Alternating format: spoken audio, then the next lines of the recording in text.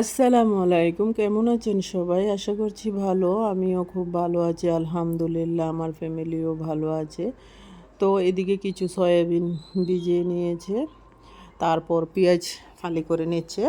আজকে রান্না করার জন্য আয়োজনে গিয়েছে আমার মামুনি। তো এটা গতকালের ভিডিও ছিল, তো ভয়েস দিতে পারিনি। তো সে বলছে হঠাৎ রাত্রেবেলা যে কিছু রান্না করবে।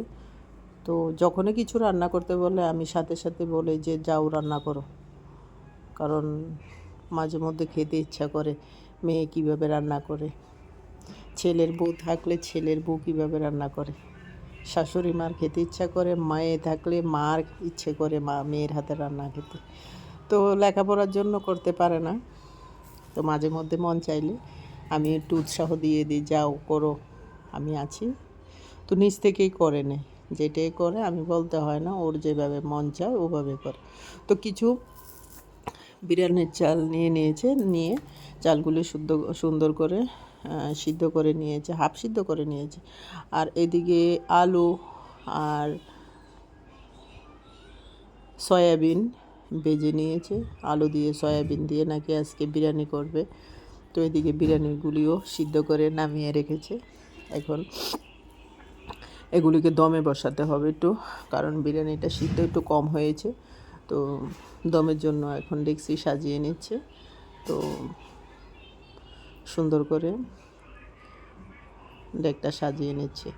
যখন ঘরে মেয়ে থাকে, যখন মেয়েরা মন চায় কোনো কিছু করতে, তখন সাথে সাথে ওদেরকে উৎসাহ দিতে হয়, কারণ তারা এখন না করলে শিখবে কখন?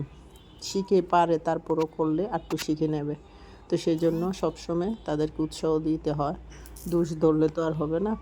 তো দমে বসিয়ে দিয়েছে এদিকে। আর এদিকে কিছু লেবু আর টমেটো কেটে নিচ্ছে সুন্দর করে। লেবু আর টমেটোগুলো সুন্দর করে কেটে কুটে গুছিয়ে নিচ্ছে। তো এদিকেও দমে হয়ে গেছে। তো এখন মিক্সড করে নিচ্ছি আমি দাও আমি মিক্সড করে দিই। তো আমি মিক্সড করে দিয়েছি, খুব সুন্দর হয়েছে এবং খেতেও অনেক সুস্বাদু হয়েছে, অনেক স্বাদ হয়েছে। এখন খাওয়ার আয়োজনে বসে গেলাম।